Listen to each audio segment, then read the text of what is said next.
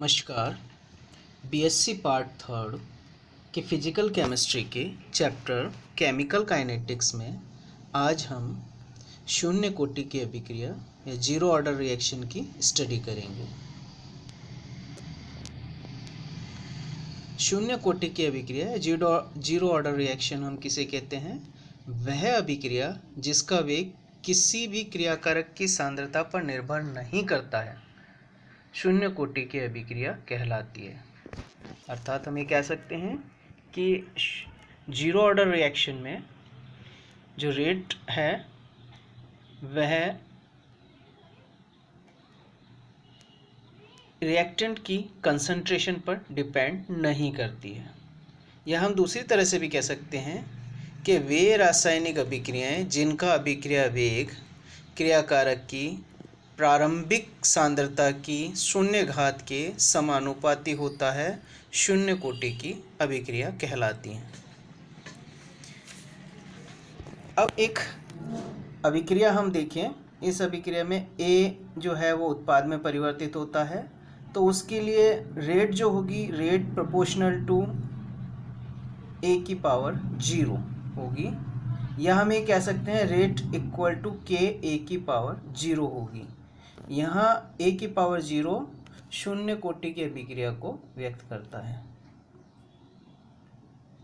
अब हम अवकलित शून्य कोटि की अभिक्रिया के लिए अवकलित वेग समीकरण देखें, यानी डिफरेंशियल रेट इक्वेशन देखें। अभी हमने देखा कि A जो है वो प्रोडक्ट P में कन्वर्ट हो रहा है, तो उसके लिए हम अगर A की उत्पाद में परिवर्तित होने की दर को देखें तो रेट क्या होगी, minus dA/dt equal to K0 A की पावर 0। या हम ये कह सकते हैं कि जो अभिक्रिया की दर है वो क्रियाकारक की प्रारंभिक सांद्रता के समानुपाती है और प्रारंभिक सांद्रता 0 है, तो हम इसको A0 से रिप्रेजेंट करते हैं। dx/dt प्रोपोर्शनल टू A की पावर 0 या dx/dt equal to K A की पावर 0। अब शून्य कोटि की अभिक्रिया के लिए A की पावर 0 इक्वल टू अगर हम 1 लें, ठीक है, तो माइनस dA/dt इक्वल टू क्या हो जाएगा, K0 या K0, या हम ये कह सकते हैं dx/dt इक्वल टू K0। यह अवकलित वेग समीकरण है, यानी ये शून्य कोटि की अभिक्रिया का अवकलित वेग समीकरण है जो बताता है कि किस प्रकार अभिक्रिया का वेग क्रियाकारक की सांद्रता पर निर्भर करता है। तो अभिक्रिया अवकलित वेग समीकरण से स्पष्ट है कि शून्य कोटि की अभिक्रिया का वेग क्रियाकारक की प्रारंभिक सांद्रता पर निर्भर नहीं करता है। नेक्स्ट हम इसका जीरो कोटि की अभिक्रिया के लिए समाकलित वेग समीकरण देखें, इंटीग्रेटेड रेट इक्वेशन देखें। अभी हमने देखा कि dx/dt अवकलित वेग समीकरण से dx/dt equal to K0 A की पावर 0 है और A की पावर 0 इक्वल टू 1 होता है, तो dx/dt इक्वल टू क्या हो गया, K0। अब इस इक्वेशन को हम समाकलित करें, यानी पहले इस तरह से लिख लें dx equal to K0 dt।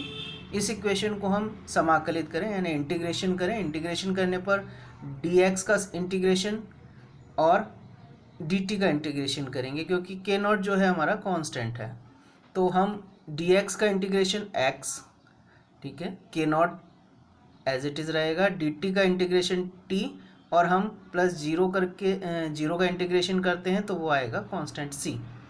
तो x equal to K0 t plus c होगा। अब t इक्वल टू 0 पर, यानी प्रारंभिक समय पर, जब समय 0 हो तो जो x है वो भी 0 होगा, यानी उत्पाद की सांद्रता भी 0 होगी। तो t इक्वल टू 0 पर x इक्वल टू 0 होता है, तो इन दोनों की वैल्यू हम इस इक्वेशन में रखते हैं। अर्थात यहाँ t की वैल्यू, x की वैल्यू 0 रखी और यहाँ t की वैल्यू 0 रखी, तो हमें क्या मिलेगा, c इक्वल टू 0। यह मान समीकरण इस समीकरण में रखते हैं तो हमें मिलेगा x equal to K0 t, या हम ये कह सकते हैं K0 इक्वल टू x/t। यह शून्य कोटि की अभिक्रिया के लिए इंटीग्रेटेड फॉर्म है या अवकलित वेग समीकरण है। अब हम शून्य कोटि की अभिक्रिया के कैरेक्टरिस्टिक देखें तो किस तरह से हम शून्य कोटि की अभिक्रिया को पहचान सकते हैं। तो शून्य कोटि की अभिक्रिया के लिए जो समाकलित वेग समीकरण होगा वो होगा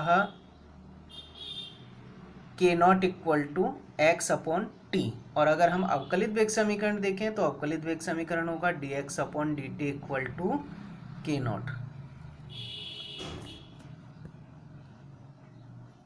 शून्य कोटि की अभिक्रिया के लिए जो k0 है इसकी इकाई क्या होगी हमारी, मोल पर लीटर पर सेकेंड। सेकेंड कैरेक्टरिस्टिक्स देखें हम, शून्य कोटि की अभिक्रिया के लिए x ∝ t होता है, अर्थात x और t के बीच अगर हम ग्राफ प्लॉट करें तो वो एक सीधी रेखा प्राप्त होती है जो कि शून्य कोटि की अभिक्रिया को बताती है, अर्थात इसमें समय के साथ साथ उत्पाद की सांद्रता में वृद्धि होती है। अगर हम शून्य कोटि की अभिक्रिया के लिए क्रियाकारकों की सांद्रता और समय के बीच ग्राफ प्लॉट करें तो वो इस तरह से एक सरल रेखा प्राप्त होता है, और इसका ढाल जो होगा वो -k को, अर्थात शून्य कोटि के लिए वेग नियतांक को, जो कि ऋणात्मक वेग नियतांक को बताता है, ढाल जो होगी वो होगी, स्लोप जो होगा वो होगा -k। अगर हम अभिक्रिया के वेग, शून्य कोटि की अभिक्रिया के लिए अभिक्रिया के वेग और समय के बीच ग्राफ प्लॉट करते हैं तो वो समय के पैरेलल आता है, अर्थात यह बताता है कि समय के साथ अभिक्रिया के वेग में परिवर्तन नहीं होता है, यानी कि अभिक्रिया का वेग स्थिर रहता है। शून्य कोटि की अभिक्रिया के लिए एक सबसे महत्वपूर्ण लक्षण है कि इसकी जो अर्ध आयु है, शून्य कोटि की अभिक्रिया के लिए जो अर्ध आयु है वो क्रियाकारक की प्रारंभिक सांद्रता पर निर्भर करती है। यह अर्धायु हम कैसे निकालते हैं और देखें। अर्धायु क्या होती है, वह समय जिसमें किसी क्रियाकारक की सांद्रता प्रारंभिक सांद्रता की आधी रह जाती है, वह अर्धायु कहलाती है। तो शून्य कोटि के लिए अर्धायु की हम गणना किस तरह से करेंगे, हमारा x = होता है k0 t। अब t हाफ यानी अर्धायु में x की सांद्रता यानी उत्पाद की सांद्रता कितनी हो जाती है, x = हो जाएगा हमारा प्रारंभिक सांद्रता का आधा, a/2। तो t हाफ पर x = होगा हमारा a/2। तो ये दोनों वैल्यू हम इस इक्वेशन में रखते हैं तो हमें मिलेगा a/2 = k0 t हाफ। या हम ये कह सकते हैं कि जो हमारा t हाफ आएगा अर्ध आयु, वो हमारी क्या होगी,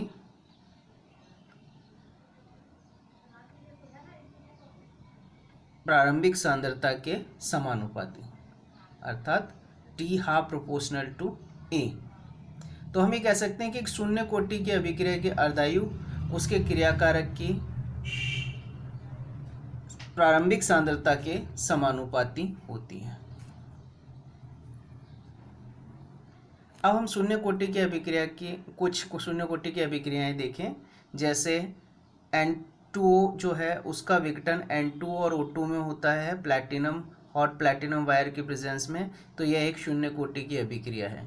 इसी तरह से अमोनिया का विघटन नाइट्रोजन और हाइड्रोजन में टंगस्टन की प्रेजेंस में होना शून्य कोटि की अभिक्रिया है। इसी तरह से HI का भी विघटन H2 और I2 में होना ऑरम की प्रेजेंस में शून्य कोटि की अभिक्रिया है।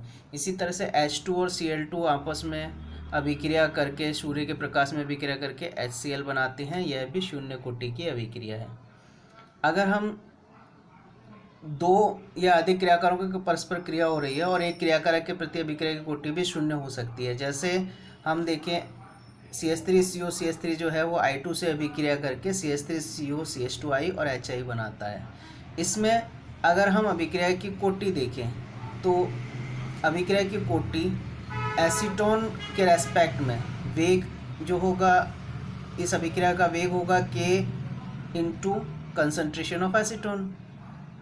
अब यहाँ I2 की सांद्रता में परिवर्तन नगण्य है, केवल एसीटोन की सांद्रता में परिवर्तन हो रहा है। तो एसीटोन के रेस्पेक्ट में इस अभिक्रिया की कोटि 1 है, लेकिन I2 के रेस्पेक्ट में इस अभिक्रिया की कोटि, आयोडीन के लिए इस अभिक्रिया की कोटि 0 होती है, क्योंकि आयोडीन की सांद्रता में परिवर्तन नहीं हो रहा है। यहाँ हमने अभी H2 और Cl2 की रिएक्शन देखी कि H2 और Cl2 सूर्य के प्रकाश में HCl बनाते हैं। ये भी शून्य कोटि की अभिक्रिया है। कैसे? अगर हम देखें कि एक हम बीकर में जल भर देते हैं और एक टेस्ट ट्यूब में जल में हम डिप कर देते हैं और इसमें H2 और Cl2 लेते हैं और सूर्य के प्रकाश में अभिक्रिया कराते हैं, तो प्रारंभ में इसका जल का लेवल इस ट्यूब में ये है। जैसे ही H2 और Cl2 आपस में अभिक्रिया करके HCl बनाते हैं, HCl जल में घुलनशील होने के कारण जल में घुल जाती है और इस ट्यूब में वाटर का लेवल अप हो जाता है। तो वाटर का लेवल अप होने के कारण इसका आयतन जो है, जो वैकेंट H2 और Cl2 के लिए जो स्पेस था वो अब कम हो जाता है, या हम ये कह सकते हैं कि वाटर का लेवल ऊपर चढ़ने के कारण जो H2 और Cl2 है इसकी सांद्रता में परिवर्तन लगभग नगण्य हो जाता है, इसलिए इसे हम शून्य कोटि की अभिक्रिया कहते हैं। तो यह हमारी शून्य कोटि की अभिक्रियाएं थी। Thank you.